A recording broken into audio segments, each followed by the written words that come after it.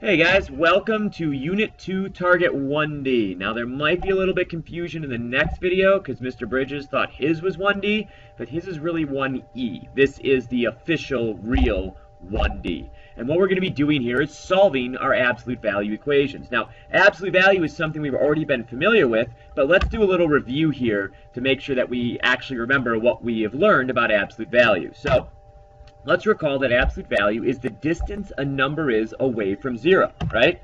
So what numbers could have an absolute value of 5? Well, hopefully you said 5 and -5. And the reason why is because both numbers have a distance of 5 away from 0. If we look at the number line, one goes to the right 5 units, one goes to the left 5 units, right? So we want to make sure we remember that. Now, if we start simplifying our absolute value expressions, the absolute value of 6, absolute value of -6, both 6. That same idea. They're both 6 units away from 0. If we have 44 and -44, same deal. They're both going to be an absolute value of 44. Hey, so what do we notice here? Well, we should notice that if there are two different numbers that can both be opposites, they can have the same absolute value, right? So what's important to know here is to understand this concept that both of them are units away from 0 and they're both opposites. And maybe to help us with opposites here, I'm going to bring in an expert on opposites. This is Darth Vader. I hope maybe you know him from the movies, right? Now, he's an expert on opposites because, you know, there's the good side of the Force, the light side with the Jedis, right? And then there's the dark side of the Force with the Siths. So, Darth Vader, what can you share with us about opposites? I am your father. That doesn't really help us at all. Do you know anything about opposites, like math, that can help us? Come to the dark side. You know, you're not really giving us anything here. We're gonna have to bring you back later after you've had a little education there. So we're gonna put Darth Vader away from now, and let's get back to our absolute value here. So, how does this help us, or what does this mean for us when we start solving our equations? Well, if the absolute value can have two different numbers give the same absolute value, when we start putting absolute value in equations, what that's going to mean is we can have two different correct solutions. So far, we've only had one solution when we've solved our equations, but now it's going to be possible to have two. So let's take a look at this first equation. This is about as simple as it gets here. We have the absolute value of x equal to 7. So what are we trying to find? What is this equation really telling us here, right? What this is telling us, or asking us for, I should say, is what values are 7 units away from 0? Well, if we think about our opposites, remember Darth Vader helped us so much there, the two numbers that are 7 units away from 0 are 7 and -7. So our solutions to this equation, the values which will make the equation true, are both 7 and -7. So we end up with two solutions here. Let's take a look at a little bit more complicated equation. Now it's not just x in our absolute value bars, it's x plus 1.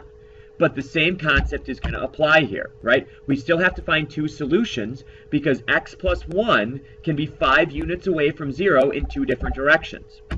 So we have to write two different equations here to be able to solve for those two solutions. So let's take a look here. We've got x, the absolute value of x plus 5 is, sorry, let me start that over. The absolute value of x plus 1 is equal to 5, right? So that means x plus 1 can be equal to positive 5, or x plus 1 could be at -5. They're both 5 units away from 0.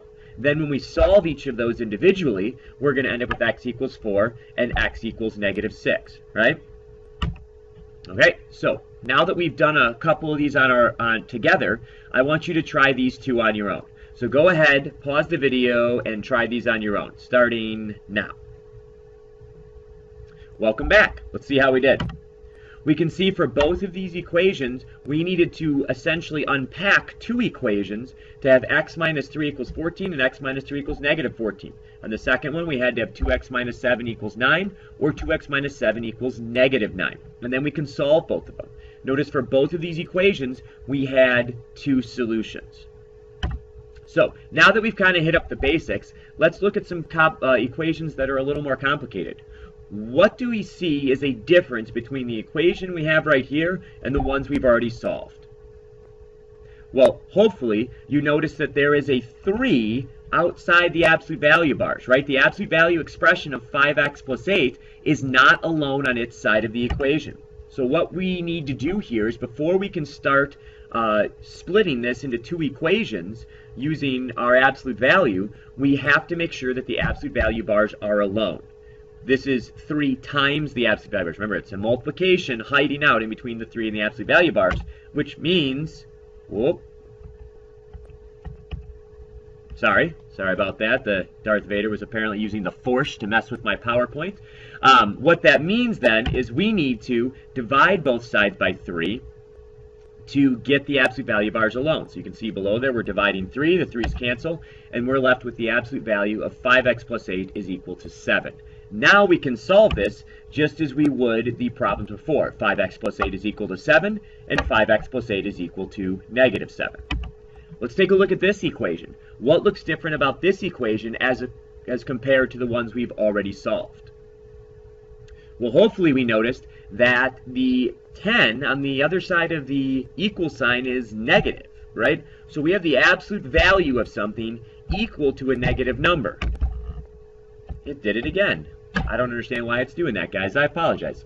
So the absolute value is equal to a negative value. Now, is this possible? Can we really set an absolute value equal to a negative 10? Well, let's review. Absolute value is a distance, and distance is always positive. And so since distance is always positive, that means absolute value has to be positive, which means no, this is not possible. Our answer for this, if we can't actually have an equation to solve, is no solution.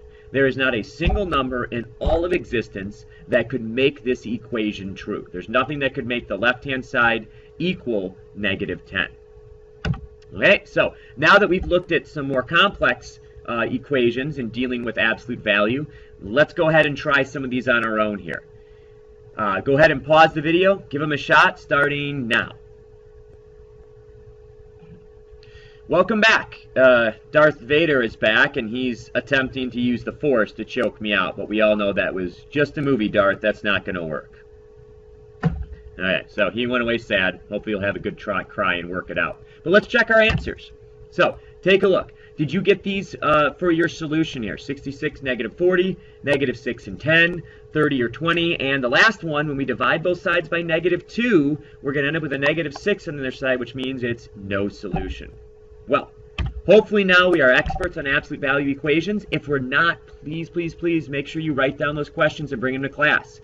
We have some additional resources listed at the bottom of this video here. If you want to go ahead and check those out, Purple Math and Khan Academy, if you wanted to try to get a different perspective, a little bit different take on some absolute value equations, maybe you could look there. If not, we'll see you in class tomorrow. Hope you have a great night.